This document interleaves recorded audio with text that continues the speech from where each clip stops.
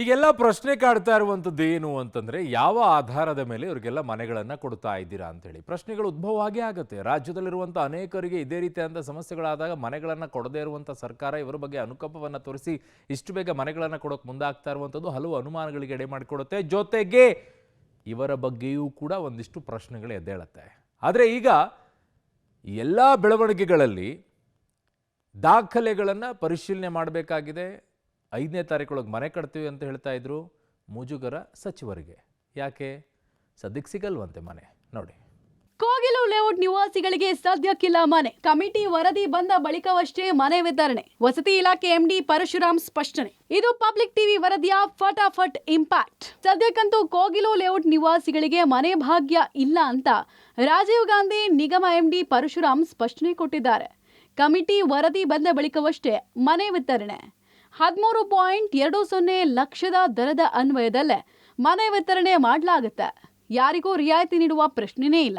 ಇನ್ನು ಜಿಲ್ಲಾಡಳಿತ ಆಗಲಿ ಜಿಬಿಎಯಿಂದಾಗಲಿ ಮನೆ ಕೊಡೋಕೆ ಬರೋದೂ ಇಲ್ಲ. ಮನೆ ಮಂಜೂರಿಗೂ ಮೊದಲು ಶಾಸಕರ ಅಧ್ಯಕ್ಷತೆಯಲ್ಲಿ ಸಭೆ ಆಗಬೇಕು. ಆ ಸಭೆ ಬಳಿಕ ತೀರ್ಮಾನ ಆಗುತ್ತೆ ಅಂತ ವಸತಿ ಇಲಾಖೆ ಎಂಡಿ ಪರಶುರಾಮ್ ಸ್ಪಷ್ಟನೆ ಕೊಟ್ಟಿದ್ದಾರೆ. ಇವತ್ತು ಎಂಡಿ ಕೂಡ ಕ್ಲಿಯರ್ ಆಗಿ ಹೇಳಿದ್ದಾರೆ, ಯಾವುದೇ ಕಾರಣಕ್ಕೂ ಕೂಡ ಜಿಬಿಎ ಆಗಲಿ ಅಥವಾ ಜಿಲ್ಲಾಡಳಿತ ಆಗಲಿ ಅವರು ಕೊಟ್ಟಿರುವಂತಹ ಲಿಸ್ಟ್ ಅನ್ನ ಫೈನಲ್ ಮಾಡೋದಕ್ಕೆ ಸಾಧ್ಯನೇ ಇಲ್ಲ.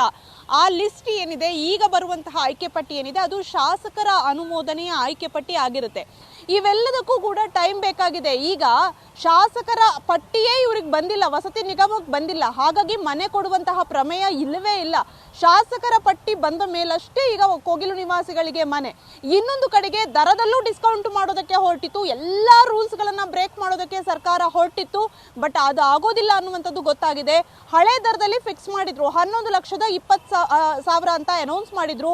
ಬಟ್ ಹೊಸ ದರ ಪರಿಷ್ಕರಣೆ ಆಗಿದೆ, 13,20,000. ಯಾವಾಗ ಪಬ್ಲಿಕ್ ಟಿವಿ ಈ ಸುದ್ದಿಯನ್ನ ಬ್ರೇಕ್ ಮಾಡಿದೋ ಆಗ ಎಂಡಿ ಕೂಡ ಒಪ್ಕೊಂಡ್ರು, ಹೌದು ನಾವು ಹಳೆ ದರದಲ್ಲಿ ಕೊಡೋದಕ್ಕೆ ಆಗೋದಿಲ್ಲ, 13,20,000 ಏನ್ ದರ ಇದೆ ಅದನ್ನ ಪಾವತಿ ಮಾಡಲೇಬೇಕು ಅಂತ. ದರದ ವಿಚಾರ ಬಿಟ್ಟಾಕಿ ಅದನ್ನ ಜಮೀರ್ ಅವರು ನಾನೇ ಸಾಲ ಸೋಲ ಮಾಡಿ ಹೇಗೋ ಕೊಡ್ತೀನಿ ಅನ್ನುವಂತಹ ಮಾತನ್ನ ಹೇಳಿದ್ದಾರೆ. ಆ ಟೆನ್ಷನ್ ಇಲ್ಲ. ಬಟ್ ಕೋಗಿಲು ನಿವಾಸಿಗಳಿಗೆ ಮನೆಯನ್ನ ಕೊಡ್ಬೇಕಾದ್ರೆ ಶಾಸಕರ ಪಟ್ಟಿ ಬರಲೇಬೇಕು. ಅದಾದ ಬಳಿಕ ಇಲಾಖೆ ಅದನ್ನ ವೆರಿಫಿಕೇಶನ್ ಮಾಡಬೇಕು. ಸರ್ಕಾರ ತನಗೆ ಬೇಕಾದವ್ರಿಗೆ ಮನೆಯನ್ನ ಕೊಡೋದಕ್ಕೆ ಬರೋದೇ ಇಲ್ಲ. ಅಲ್ಲಿ ಆನ್ಲೈನ್ ಅರ್ಜಿ ಸಲ್ಲಿಕೆ ಆಗಿದ್ರೆ ಮಾತ್ರ ಅವರಿಗೆ ಮನೆಗಳನ್ನ ಕೊಡೋದಕ್ಕೆ ಬರುವಂತದ್ದು. ಸೊ ಹಾಗಾಗಿ ಇದಕ್ಕೆ ಇನ್ನೂ ಕೂಡ ಸಮಯಾವಕಾಶ ಬೇಕಾಗುತ್ತೆ.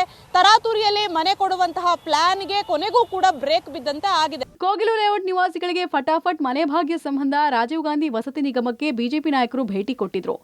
ಆರ್ ಅಶೋಕ್, ಅಶ್ವಥ್ ನಾರಾಯಣ್ ನೇತೃತ್ವದ ತಂಡ ಭೇಟಿ ಕೊಟ್ಟು ವಸತಿ ನಿಗಮದಲ್ಲಿ ಫಲಾನುಭವಿಗಳ ಜೊತೆಗೆ ಮಾತುಕತೆಯನ್ನ ನಡೆಸಿದ್ರು.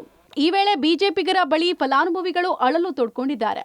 5 ವರ್ಷದ ಹಿಂದೆ ಅರ್ಜಿ ಸಲ್ಲಿಕೆ ಮಾಡಿದ್ರೂ ಸಿಗದ ಮನೆ, 1 ಲಕ್ಷ ಕಟ್ಟಿದೀವಿ, 3 ರಿಂದ 4 ಸಲ ಬಂದ್ರೂ ಕ್ಯಾರೆ ಅಂದಿಲ್ಲ ಅಂತ ಹೇಳಿದ್ದಾರೆ. ಇದರ ಬೆನ್ನಲ್ಲೇ ರಾಜೀವ್ ಗಾಂಧಿ ವಸತಿ ನಿಗಮದ ಎಂಡಿಗೆ ಅಶೋಕ್ ತರಾಟೆ ತೆಗೆದುಕೊಂಡಿದ್ದಾರೆ. ನಿಯಮಾವಳಿ ಮೀರಿ ಮನೆಗಳ ಹಂಚಿಕೆ ಮಾಡ್ತಾ ಇದ್ದೀರಾ, ಬಾಂಗ್ಲಾದವರಿಗೆ ಮನೆ ಕೊಡಬೇಡಿ, ಅರ್ಜಿ ಸಲ್ಲಿಕೆಗೆ ಮಾನದಂಡಗಳು ಏನು?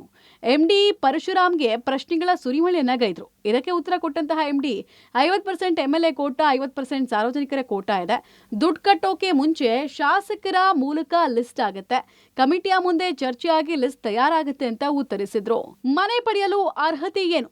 2017ರಿಂದ 18ರಲ್ಲಿ ಯೋಜನೆ ಶುರುವಾಗಿದೆ. 2020ರಿಂದ 21ರಿಂದ ಯೋಜನೆ ಬೆಳವಣಿಗೆ ಆಗಿದೆ.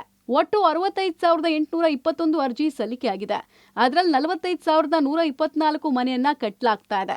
15,597 ಜನ ಹಣ ಕಟ್ಟಿದ್ದು ಫ್ಲಾಟ್ ಬುಕ್ ಆಗಿದೆ. 2,950 ಮನೆಗಳು ರಿಜಿಸ್ಟ್ರೇಷನ್ ಆಗಿದೆ. 7,990 ಮನೆ ಸಂಪೂರ್ಣವಾಗಿ ಕಟ್ಟಲಾಗಿದೆ. 2,954 ಮನೆ ಹಂಚಿಕೆ ಆಗಿದೆ. ಅವ್ರು ಇಲ್ಲಿದ್ದಾರೆ ಅನ್ನೋದಕ್ಕೆ ಸರ್ಟಿಫಿಕೇಟ್ ಅಷ್ಟೇ. ಈ ದೇಶದವರ ಅಲ್ಲ ಅನ್ನೋದಕ್ಕೆ ಅವ್ರ ಹತ್ರ ಏನೂ ಇಲ್ಲ. ಅವ್ರ ಆರ್ಡ್ರಲ್ಲಿ ಏನೂ ಇಲ್ಲ. ವಂಶವೃಕ್ಷ ಬೇಕಲ್ಲ.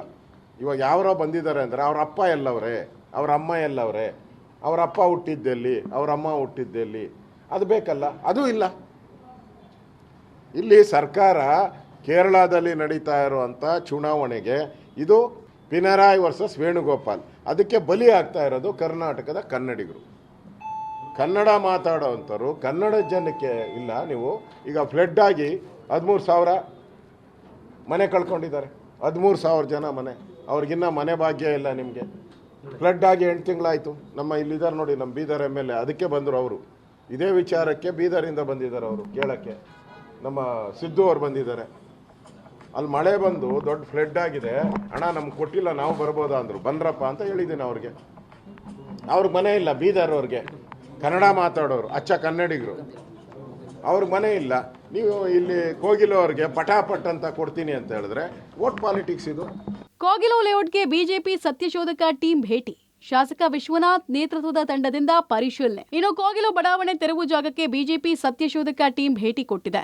ಶಾಸಕ ವಿಶ್ವನಾಥ್ ನೇತೃತ್ವದ ತಂಡದಲ್ಲಿ ಮಾಳ್ವಿಕಾ ಅವಿನಾಶ್, ಶಾಸಕ ಮುನಿರಾಜು ಒಳಗೊಂಡ ತಂಡ ಭೇಟಿ ಕೊಟ್ಟು ಸ್ಥಳೀಯರ ಬಳಿ ಮಾಹಿತಿ ಪಡೆದಿದ್ದಾರೆ. ಜೊತೆಗೆ ಅಕ್ರಮವಾಸಿಗಳ ಬಳಿಯೂ ಕೆಲ ಮೂಲ ಮಾಹಿತಿಯನ್ನ ಪಡ್ಕೊಂಡಿದ್ದಾರೆ. ಸೊ ನಾವು ಇದಕ್ಕೆ ಬರೋದಕ್ಕೆ ಮೊದಲೇ ನಾವೊಂದು ಪೂರ್ವಭಾವಿ ಸಭೆಯನ್ನು ಕೂಡ ಕಚೇರಿಯಲ್ಲಿ ಮಾಡಿ ಏನೇನು ದಾಖಲೆಗಳನ್ನು ಸಂಗ್ರಹ ಮಾಡಬೇಕು ಅಂತೇಳಿ ಒಂದಷ್ಟು ದಾಖಲೆಗಳನ್ನು ಈಗಾಗಲೇ ಸಂಗ್ರಹವನ್ನು ಮಾಡಿದ್ದೀವಿ. ಈ ಜಾಗವನ್ನು ಮೊದಲು 5 ಎಕರೆ ಜಾಗವನ್ನು 14ರಲ್ಲಿ ಹಸ್ತಾಂತರ ಮಾಡ್ತಾರೆ. ಒಟ್ಟು 5 ಎಕರೆ 1, 9 ಎಕರೆ 36 ಗುಂಟೆ 1 ಹಸ್ತಾಂತರವನ್ನು ಮಾಡ್ತಾರೆ. ಈ ಜಾಗನ ಘನತ್ಯಾಜ್ಯ ವಿಲೇವಾರಿ ಘಟಕಕ್ಕೆ ಹಸ್ತಾಂತರ ಮಾಡಿ ಅದನ್ನು ಪೊಸಿಷನ್ ಕೊಡ್ತಾರೆ 2015ರಲ್ಲಿ. ಯಾವುದೇ ಜಾಗವನ್ನು ಮಂಜೂರು ಮಾಡಿದ್ದಾದಮೇಲೆ ಪೊಸಿಷನ್ ಕೊಡಬೇಕಾದ್ರೆ ಕ್ಲಿಯರ್ ಜಾಗ ಇದ್ದರೆ ಮಾತ್ರನೇ ಹಸ್ತಾಂತರ ಮಾಡೋದು, ಮತ್ತು ತಗೊಳ್ಳೋರು ಕೂಡ ನಮಗೆ ಕ್ಲಿಯರ್ ಟೈಟಲ್ ಇರ್ತಕ್ಕಂಥ ಜಾಗವನ್ನು ಕೊಡಬೇಕು ಅಂತೇಳಿ. ಅವರ ಪ್ರಕಾರ 2015ರಲ್ಲಿ ಏನು ಹಸ್ತಾಂತರವನ್ನು ಮಾಡಿದಾಗ ಇಲ್ಲಿ ಯಾವುದು ಒಂದು ಕೂಡ ಮನೆಗಳಿಲ್ಲ, ಕ್ಲಿಯರ್ ಅಂತ ಹೇಳ್ಬಿಟ್ಟು ಕಂದಾಯ ಇಲಾಖೆಯವರು ಕೂಡ ಹಸ್ತಾಂತರವನ್ನು ಮಾಡಿದ್ದಾರೆ. ಘನತ್ಯಾಜ್ಯ ಘಟಕದ ಅಧಿಕಾರಿಗಳು ಕೂಡ ಅದನ್ನು ತಗೊಂಡಿದ್ದಾರೆ. ಕೋಗಿಲು ಲೇಔಟ್ ನಿವಾಸಿಗಳಿಗೆ ಫಟಾಫಟ್ ನಿವಾಸ, ಮಾನವೀಯತೆ ದೃಷ್ಟಿಯಿಂದ ನಮಗೂ ಮನೆ ಕೊಡಿ. ಇತ್ತ ಕೋಗಿಲು ಲೇಔಟ್ ನಿವಾಸಿಗಳಿಗೆ ಫಟಾಫಟ್ ನಿವಾಸ ಕೊಡೋದಕ್ಕೆ ಮುಂದಾಗಿರುವ ಸರ್ಕಾರಕ್ಕೆ ಬಿಗ್ ಟೆನ್ಷನ್ ಶುರುವಾಗಿದೆ. ಮಾನವೀಯತೆ ದೃಷ್ಟಿಯಿಂದ ನಮಗೂ ಮನೆ ಕೊಡಿ ಅಂತ ಸರ್ಕಾರಕ್ಕೆ ಆಟೋ, ಟ್ಯಾಕ್ಸಿ, ಬಸ್, ಟ್ರಕ್ ಚಾಲಕರ ಖಾಸಗಿ ಸಾರಿಗೆ ಸಂಘಟನೆಗಳ ಒಕ್ಕೂಟ ಮನವಿ ಮಾಡಿದೆ. ಅಕ್ರಮ ವಲಸಿಗರಿಗೆ, ನಿರಾಶ್ರಿತರಿಗೆ ಮಾನವೀಯತೆ ಮೇರೆಗೆ ಮನೆ ನೀಡೋಕೆ ಪ್ಲಾನ್ ಮಾಡಲಾಗ್ತಾ ಇದೆ. ಆಟೋ, ಟ್ಯಾಕ್ಸಿ ಚಾಲಕರು ಸ್ವಂತ ಸೂರಿಲ್ಲದೆ ಪರದಾಡ್ತಾ ಇದ್ದೇವೆ. ನಮಗೂ ಮಾನವೀಯತೆ ದೃಷ್ಟಿಯಿಂದ ಪ್ಲೀಸ್ ಮನೆ ಕೊಡಿ ಅಂತ ಚಾಲಕರ ಒಕ್ಕೂಟ ಮನವಿ ಮಾಡಿದೆ. ನಮಗೆ ಇವತ್ತು ಬೆಂಗಳೂರು ನಗರದಲ್ಲಿ ಸಂಚಾರಕ್ಕೆ ಒಂದು ಬುನಾದಿಯಾಗಿರ್ತಕ್ಕಂಥ ಚಾಲಕರಿಗೆ ಈ ಒಂದು ಆಶ್ರಯ ಯೋಜನೆ ಆಗಿರ್ಬೋದು ಅಥವಾ ಬೇರೆ ಇನ್ಯಾವುದೇ ಯೋಜನೆಯಡಿಯಲ್ಲಿ ನಮಗೂ ಕೂಡ ವಸತಿಯನ್ನು ಕೊಡಿ. ನಮ್ಮ ಚಾಲಕರು ಕೂಡ ಭಾಳ ಅಂದರೆ ಈವನ್ ಆರ್ಥಿಕವಾಗಿ ಕೂಡ ನಮ್ಮ ಚಾಲಕರು ನಿಮಗೆ ಬೆಂಬಲಕ್ಕೆ ನಿಂತಿದ್ದಾರೆ. ನಾವು ಕಟ್ಟೋ ನಮ್ಮ ಚಾಲಕರು ಉಪಯೋಗಿಸುವಂಥ ಡೀಸೆಲ್ ಆಗಿರ್ಬೋದು, ಗ್ಯಾಸ್ ಆಗಿರ್ಬೋದು, ಪೆಟ್ರೋಲ್ ಆಗಿರ್ಬೋದು, LPG ಆಗಿರ್ಬೋದು, ಯಾವುದೇ ಒಂದು ನೀವು ಇದನ್ನು ತೆಗೆದುಕೊಂಡಾಗ ಅವ್ರು ಯೂಸ್ ಮಾಡುವಂಥ ವಾಹನಗಳು ಇದಕ್ಕೆ ತೆಗೆದುಕೊಂಡಾಗ ಅವ್ರು ಅದಕ್ಕೆ GSTಯನ್ನು ಏನು ಕಟ್ತಾರೆ ಅದು ಸರ್ಕಾರಕ್ಕೆ ಬರ್ತಾ ಇದೆ. ನಾವು ಆರ್ಥಿಕವಾಗಿ ಕೂಡ ನಾವು ಸರ್ಕಾರದ ಪರ ಇದ್ದೀವಿ ಮತ್ತು ಸರ್ಕಾರಕ್ಕೆ ಪ್ರೋತ್ಸಾಹವನ್ನು ಕೊಡ್ತಾ ಇದ್ದೀವಿ. ಈ ನಿಟ್ಟಿನಲ್ಲಿ ಇವತ್ತು ನಮ್ಮ ಚಾಲಕರಿಗೆ ಏನು ಸೂರಿಲ್ಲ, ಏನು ವಸತಿ ಇಲ್ಲ ಬೆಂಗಳೂರಿನಲ್ಲಿ, ಅಂಥ ಚಾಲಕರಿಗೆ ನಾವು ನಮ್ಮ ಅರ್ಜಿಯಲ್ಲಿ ಯಾವ್ಯಾವ ರೀತಿಯಾದಂಥ ಚಾಲಕರಿದ್ದಾರೆ ಮತ್ತು ಯಾವ್ಯಾವ ಚಾಲಕರಿಗೆ ತಾವು ಕೊಡಬೇಕು ಅನ್ನೋಂಥದ್ದು ಅವರು ಸರ್ಕಾರ ಕೊಡಬೇಕು ಅನ್ನೋದನ್ನು ಕೂಡ ನಾವು ಮನವಿ ಮಾಡಿದ್ದೀವಿ. ಒಟ್ಟಾರೆ ಅಕ್ರಮವಾಸಿಗಳ ಓಲೈಕೆಗೆ ಮುಂದಾಗಿರುವ ಸರ್ಕಾರ ಇದೀಗ ಇಕ್ಕಟ್ಟಲ್ಲಿ ಸಿಲುಕುವಂತಹ ಸ್ಥಿತಿಗೆ ಬಂದು ನಿಂತಿದೆ. ಇದಕ್ಕೆಲ್ಲ ಪರಿಹಾರ ಹೇಗೆ ಕಂಡುಕೊಳ್ಳುತ್ತೋ ಕಾದು ನೋಡಬೇಕಿದೆ. Metro bureau, public TV.